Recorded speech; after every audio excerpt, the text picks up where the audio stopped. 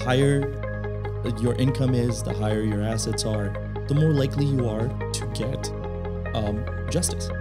But obviously the pandemic happens and litigation has become tough, because this man with his warehouse worker, with one warehouse worker, had unloaded the whole truck before I got home.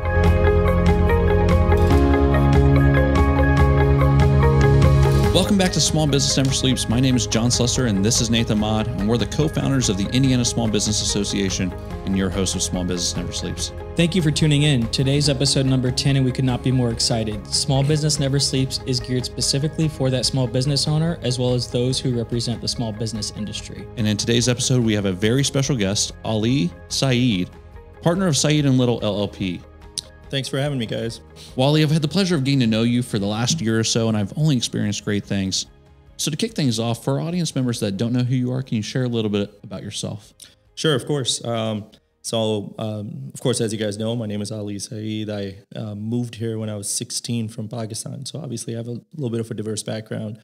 I moved here with my family and have lived in Indiana since 1999. So it's home away from home. Probably my primary home now. I mean, I've spent more time here than I did in Pakistan. So I'm a Hoosier at heart. And I went to undergrad here, went to law school here, set up my business here, married here, had kids here. And now I'm a resident of Westfield, Indiana. Indiana's home. Indiana's home, baby. That's awesome. Well, I'm particularly excited to learn about your story, how you ended up in Indiana of all places, and kind of what that transition has been like to Saeed and Little. Oh, yeah, absolutely. So I obviously when I moved, I was 16, and it was an interesting transition into coming to America story. Absolutely. Right? Everybody who lives back home, I mean, I think they have this vision of you're going to move to the United States and it's going to be like Wonder Years. I don't know if you guys are familiar with that show, but that's what we used to watch because everything runs about 5 years behind in Pakistan. So, we were all watching that show and I was thinking, okay, I'm going to walk into this high school and there's going to be a locker room right next to me and there's going to be a hot girl who's going to come in and that's what's going to be there. Oh, yeah. But it was nothing like that, of course, right? I walked in with my thick accent, my skin-tight jeans, which were not fashionable at that time. You were ahead of your time. I was way ahead of my times. It was an interesting transition and I was forced to assimilate. And I think it taught me a lot of life lessons as a result of that, right? I mean, you move in, you adapt, you assimilate, and you'll learn some important lessons. Awesome. What high school did you go to? So believe it or not, I was in Annandale High School, which I believe was of Meet the Titans fame. So that's I remember the Titans. Was that the movie? Yeah. That's where I went there for. I went there for about the first year, and then I moved to Indiana right after. So I was in Virginia for about a year or so. Okay. What school in Indiana? North Central High School. Gotcha. Did you go to IU thereafter? Then I went to IUPUI. And I got my engineering degree. So I'm a mechanical engineer before I was an attorney. Worked as an engineer for a year. That was never truly meant for me. I was just a different person. And I think also the job played a role in that the job I had, it didn't excite me. I think I always wanted to be a litigator or represent people in small businesses. And so that was always the case. And so within a year or so, I decided I wanted to go to law school. Ali, what would you say some of the challenges were moving from Pakistan to the United States? I mean, as I mentioned, obviously adapting to a new environment is a challenge, but I think I was also faced with a lot of personal challenges as a result of our move.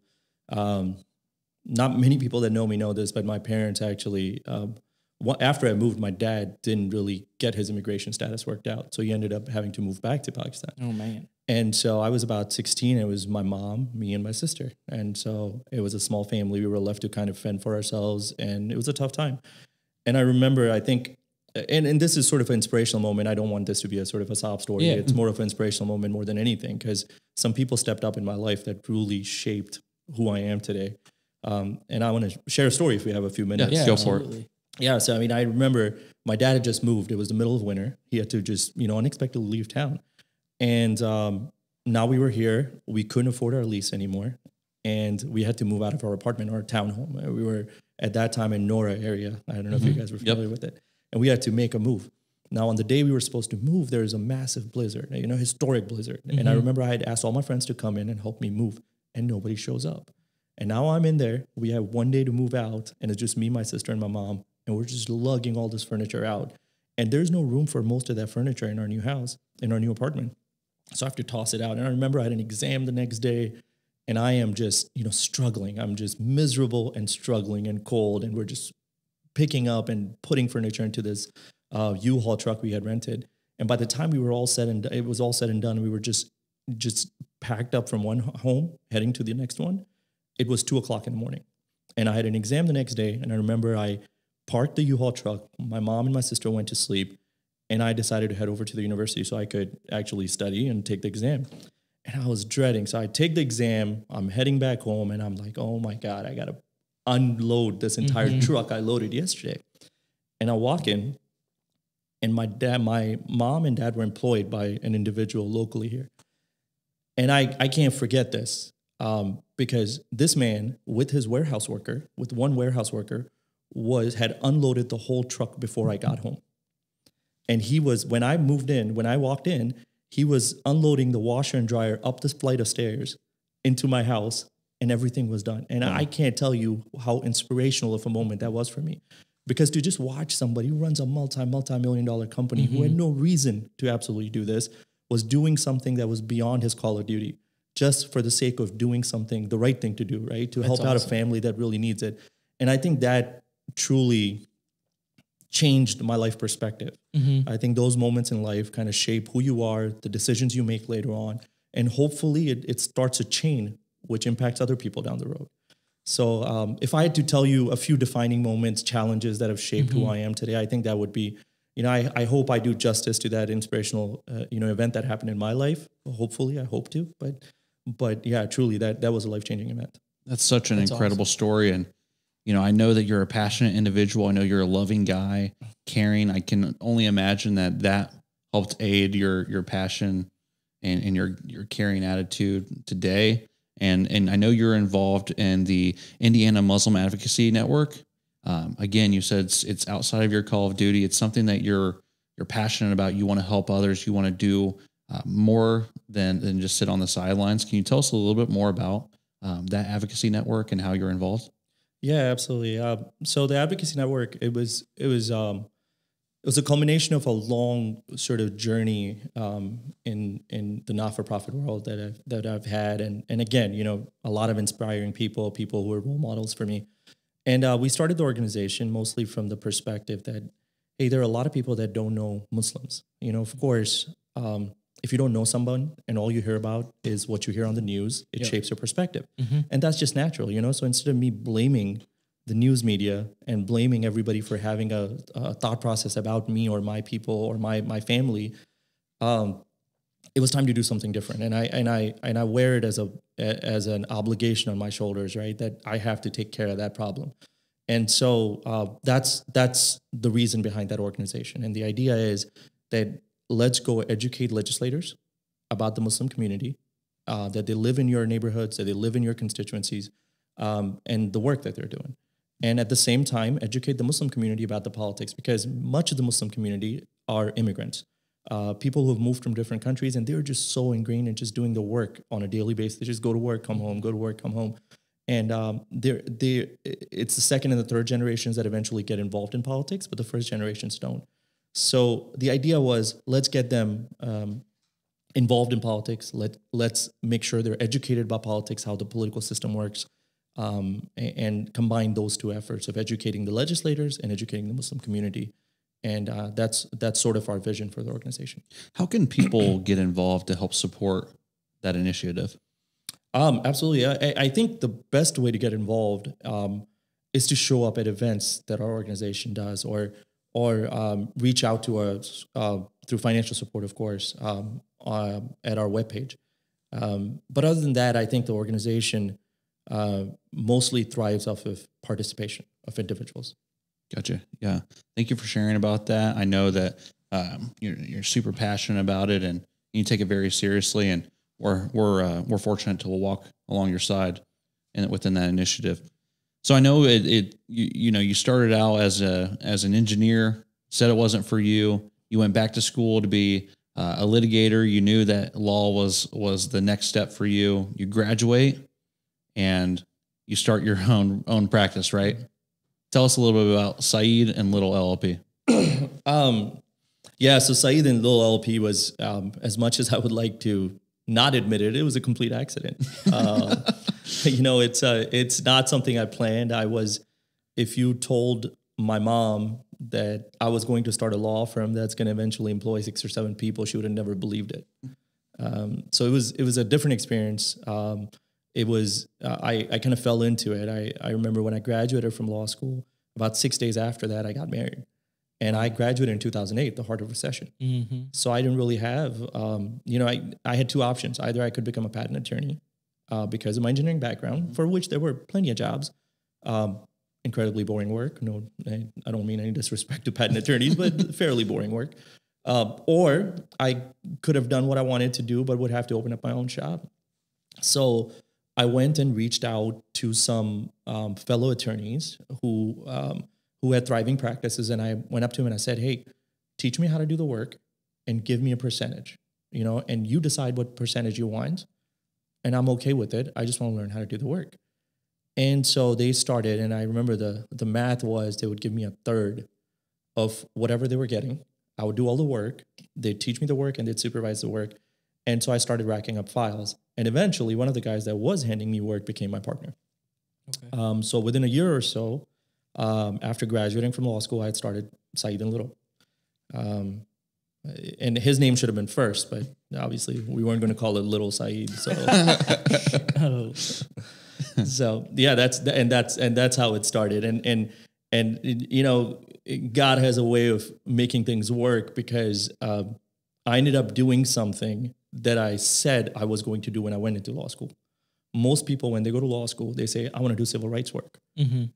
That's sort of the running joke in law school, right? I want to do civil rights work, and everybody just rolls their eyes and says, yeah, you're going to do civil rights work until those loans hit your bank account, and then nobody does civil rights work. And so somehow things worked out where I was able to, fend for the little guy and stand up for him and do consumer rights and civil rights work, and completely unplanned. I wish I could take credit for it, but it was really something that I didn't plan on, but just ended up falling into.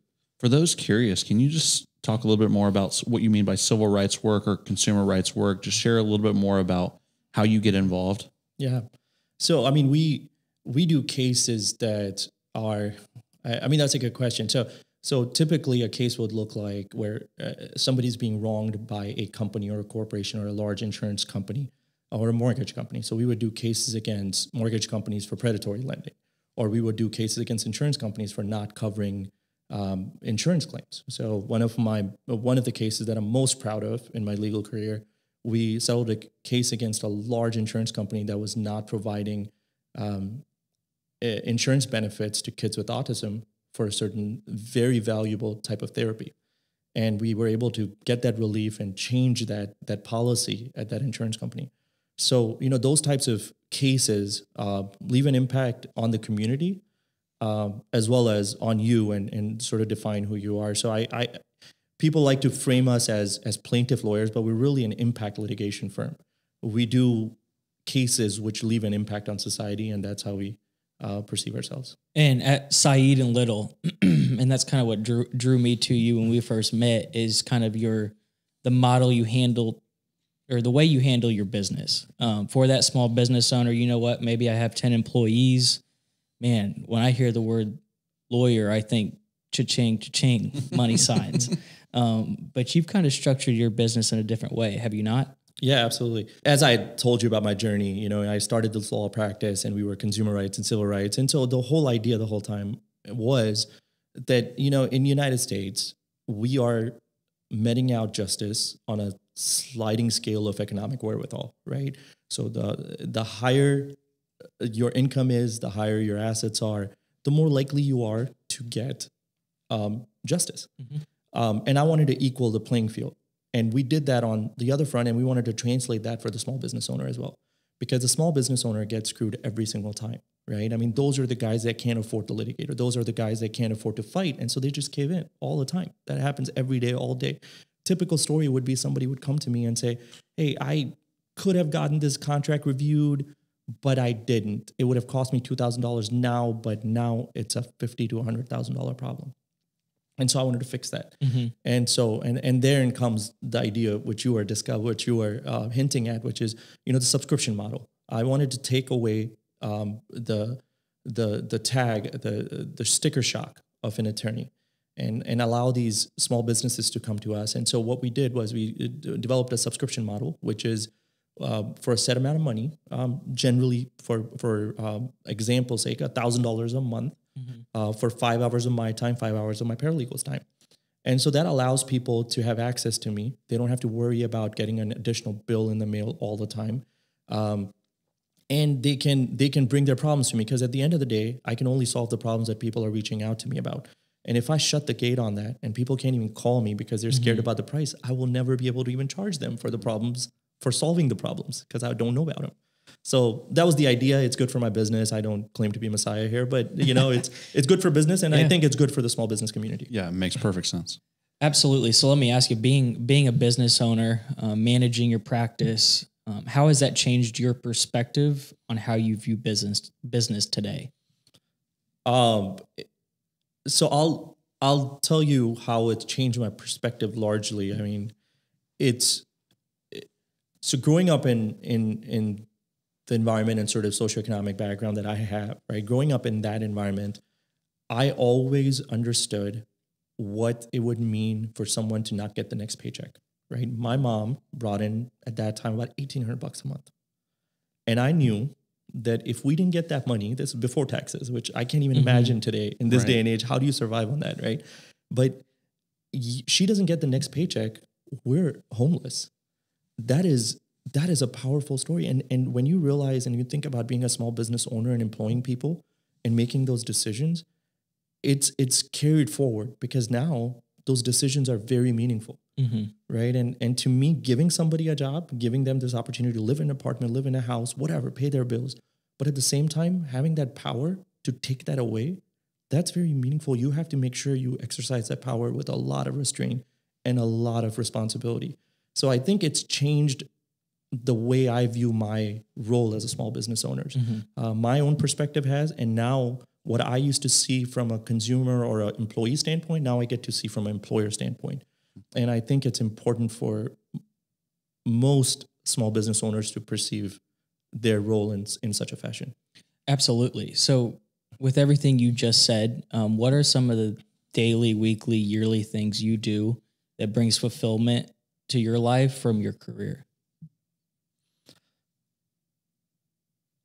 That's a tough question. I have to say, I wish I could be a model for a person who spends time for spiritual and internal nourishment, but I really am not. I mean, we're so caught up in our business all the time, being an attorney and a business owner, that I think there's little time that you get. I think most of the satisfaction I draw is from my work.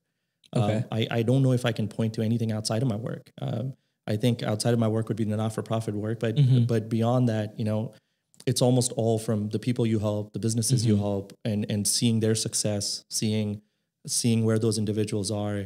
I think this may sound wrong, but I think the most satisfying feelings I've had in my professional career has been when I take a 6-figure check out of a big bank that it was worth pennies for and hand it to somebody who is, unemployed. Absolutely. And that to me seems like eternal justice. Hey, that's so great to hear about how, your firm interacts, how you guys are doing so well and successful and helping so many different individuals and small businesses out there. It's absolutely inspiring to me.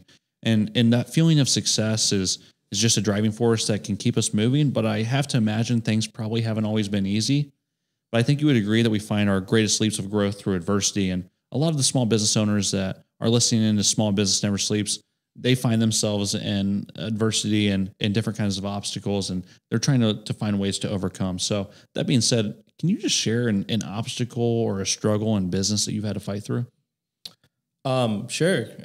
And those are, perpetual. They come in all the time and frequently. I think the pandemic, I think most small businesses can relate, right? I mean, it's forced you to make decisions, and it's about making these challenges into opportunities. So I would say that at the start of the pandemic, representing small businesses and doing, and something I didn't mention was that we have started a probate and estate litigation and probate and estate practice, trust practice at our firm. And so before the pandemic, those weren't at the forefront of our thought process. We weren't truly pushing for those practices. But obviously the pandemic happens and litigation has become tough because court proceedings and everything got delayed, and in some instances over 2 years, which means in a firm that was built on a contingency fee model, all of a sudden, the cash flow has been cut off, and so we had to reinvent ourselves a little bit, and so we turned around and focused on it, and I think it was a blessing in disguise because it forced us to do something we should have always done. I think it's something that brings value to the firm. I think it's something that we've always intended to branch out into, and it just forced our hand to do something. So I think that was a challenge. I think we've overcome it. We're doing well in these practice groups that I just mentioned, and I'm sure this is one of many challenges we will face in the future. Where small businesses always have to pivot, right? Every few years, it's just reinventing and pivoting. I love it when a successful small business owner, we ask them, hey, what's some struggles or some obstacles that you've dealt with? And they always share their obstacle, but they always share how it got better on the other side because they did make that pivot. They were willing to overcome and to fight through that. So kudos to you for keeping your head down and pushing forward. Yeah, you're probably not inviting the guys who didn't make it past the struggle. So that's not the case. We love all the stories. Oh, we do. So he asked you about the obstacles, but I'm going to bring a little sunshine into the room. What's one success story that kind of keeps you moving and motivates you, to get up and go fight every day? I think it has to be the story I shared with you earlier, which was the case we settled against a large insurance company. Okay. I think that was, obviously our firm has had a lot of successes. We do a lot of sex abuse litigation against large NGBs, so Olympic committees and USA Gymnastics, USA Swimming. And so we've done a lot of those cases that have brought about a lot of meaningful change.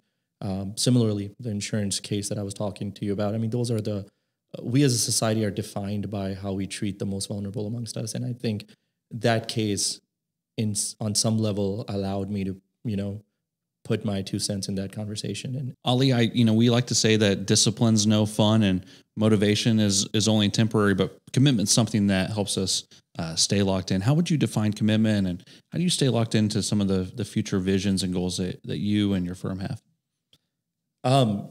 I think it's it's your commitment to the vision and hard work.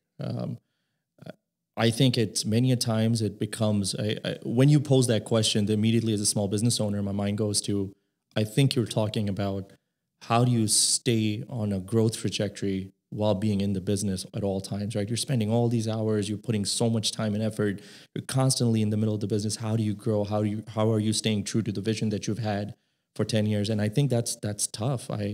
We're able to do it at our firm because we have multiple partners. Someone has a more flexible schedule at some point in time and they can focus on it. So it's always, it's tough to find the right partner, but when you do find it, it's invaluable. It helps you, increases your capacity on the business, on increasing the growth of your business. And on a lot of different ways. For instance, right now, as I'm sitting here and I've been in the middle of some, big transactions that have taken up all my time, we've had to move. And my partner has has had to do the majority of the work on finding a new place for us to move into. So, I mean, those types of things generally are helpful when you've been able to increase capacity within your firm. Awesome. For our listeners who don't know, you are a partner in the Indiana Small Business Association. We've been together going on about 8 months now. What are some of the benefits or things you like about ISBA that you think maybe could be beneficial to your book of business as well as your clients? Yeah, I think the people involved in ISBA, all the partners, I mean, obviously we all get along and we can sit around a dinner table and share stories and we're all friends. But I think beyond that, it's the fact that professionally I can trust everyone involved. I think that's tough to find. I think the group that we have together, they are very competent individuals who I could close my eyes and refer somebody to John or you and say, hey, they'll be taken care of. And I hope you guys feel the same way about me, right? And I think that's invaluable for somebody to be able to come to ISBA and say, hey, I'm a small business. I need help. and for them to have all their bases covered in one room, I think that's invaluable for small businesses, and that's what truly attracts me to this group. Yeah, that's great. I couldn't have said it better, and I absolutely agree more. You're on our show, Small Business Never Sleeps. What do you think about that phrase, and how can you relate to that? Oh, I relate to it because I didn't sleep last night.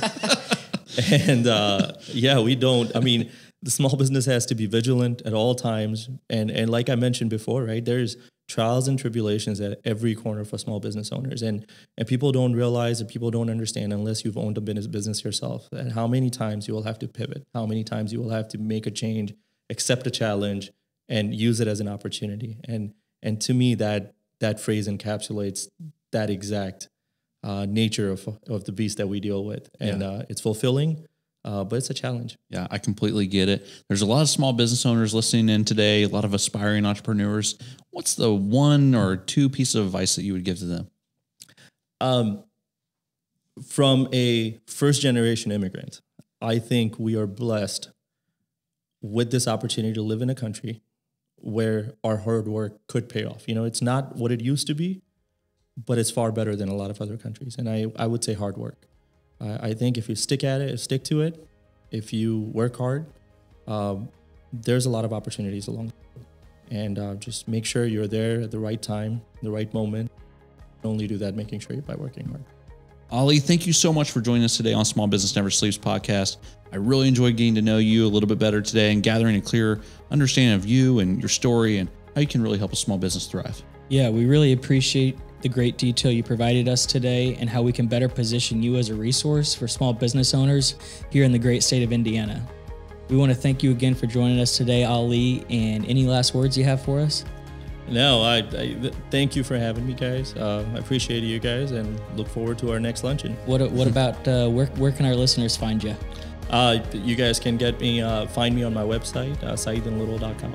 Okay, and for our listeners as well, you can follow him and find him on the indianasba.com, and all his email and website information will be there as well. Thank you for the plug, guys. Absolutely. Thank you, Ali. This is the Small Business Never Sleeps podcast. You can find us on LinkedIn, YouTube, Facebook, and all of your other favorite podcast platforms like Spotify, iTunes, Google, and Stitcher. Next time, Nathan and I will spend some time walking through the journey of a small business owner's path toward success. Don't forget to keep on grinding because small business never sleeps.